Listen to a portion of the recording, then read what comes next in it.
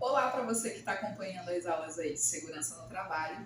Então, hoje eu vou passar um resumão para vocês de todo o conteúdo que eu passei durante a semana, para a gente fazer uma revisão e depois fazer o nosso game para ver quem vai ganhar a nossa caixa de chocolate, tá bom? Então vamos lá? Nessa competição lá, eu vou dar todas as instruções sobre o game que vocês vão fazer, um quiz ou um game, e lá no final você tem que preencher a tabela de classificação e lá automaticamente eu já tenho a classificação de vocês, quem ficou em primeiro, segundo lugar e todos os outros lugares em seguida. Quem faz mais pontos, aí é classificado aí nas colocações, tá bom? Eu dou todas as instruções assim que eu enviar para vocês junto com esse vídeo. Então, vamos iniciar a nossa revisão. Nós tivemos aí, dentro do estudo de segurança no trabalho, né, 4 normas. A primeira foi NR5, que fala justamente aí sobre o CIPA. A segunda foi o NR11, que fala aí sobre transporte, movimentação e armazenamento de materiais. O terceiro, NR12, que fala aí sobre maquinário e equipamentos, e o NR35, que fala justamente sobre trabalho em altura. Então vamos fazer uma revisão rápida de cada uma dessas normas que nós temos, né? Que vocês aí estudaram. Então, no primeiro aí, NR5, que fala do CIPA, a CIPA é o quê? Uma comissão interna de prevenção de acidentes. Ela serve justamente para prevenir todo e qualquer acidente dentro de uma empresa. E ela é justamente aí feita como já diz, uma comissão onde os funcionários vão aí eleger, né, presidente, vice-presidente e secretário, para que eles aí de alguma forma são funcionários da empresa, possam aí verificar ações de prevenção contínua dentro desse segmento que eles fazem, dentro desse pleito que eles fazem. Ou seja, essa comissão tem um tempo, né, de vigência, e aí também tem a questão de que o trabalhador que está aí dentro dessa CIPA não pode ser demitido durante esse processo, durante esse período em que ele está eleito, né? E aí também tem a quantidade de tempo que essa pessoa exerce essa função. E aí, continuando em relação à CIPA, né?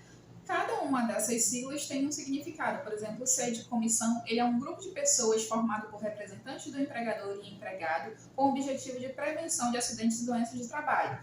O interno, né, o I, seu campo de atuação está restrito à própria empresa, prevenção aí, que é antecipar as situações de risco quando nos deparamos com elas, dando aí exemplos de proatividade e trabalho interno. E nós temos o A, que é o último, que significa acidentes, qualquer ocorrência inesperada que interfere no andamento normal do trabalho, causando danos materiais, perda de tempo ou lesão ao trabalhador.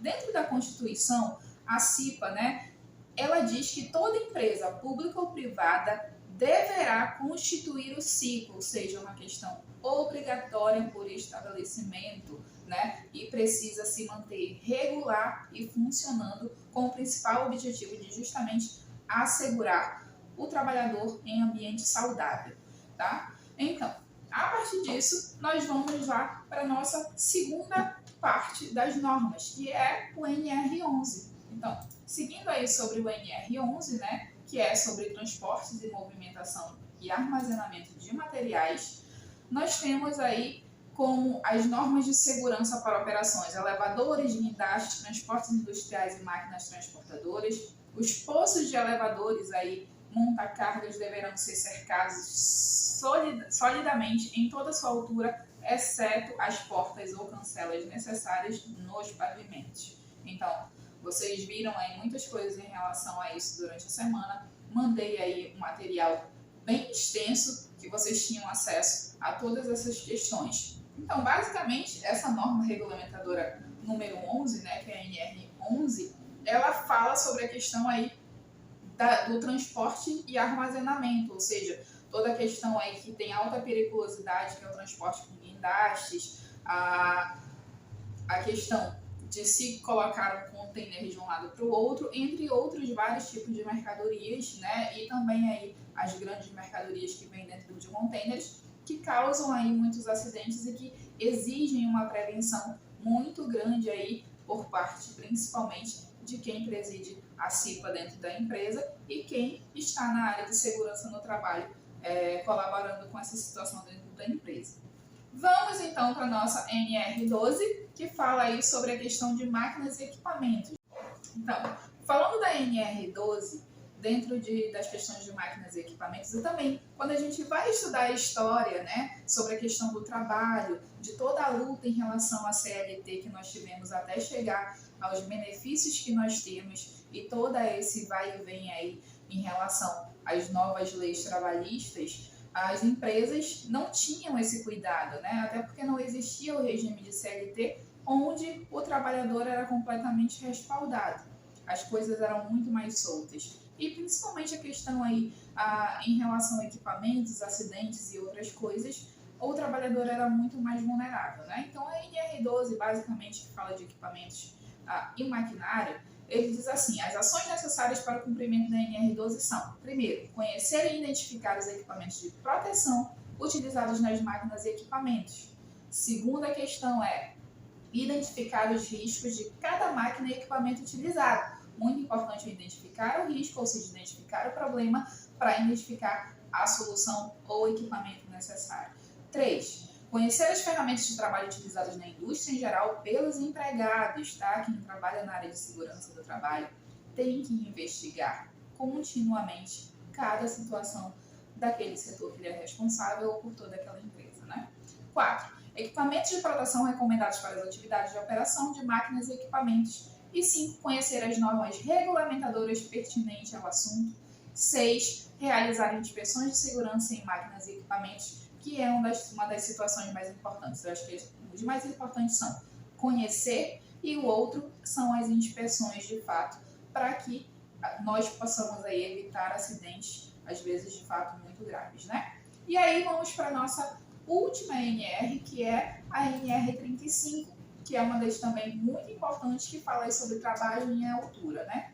Quando eu falo em trabalho em altura, eu estou falando de várias situações em relação a, primeiro, qualquer trabalho a partir de 2 metros, né, da base do chão, é considerado um trabalho em altura.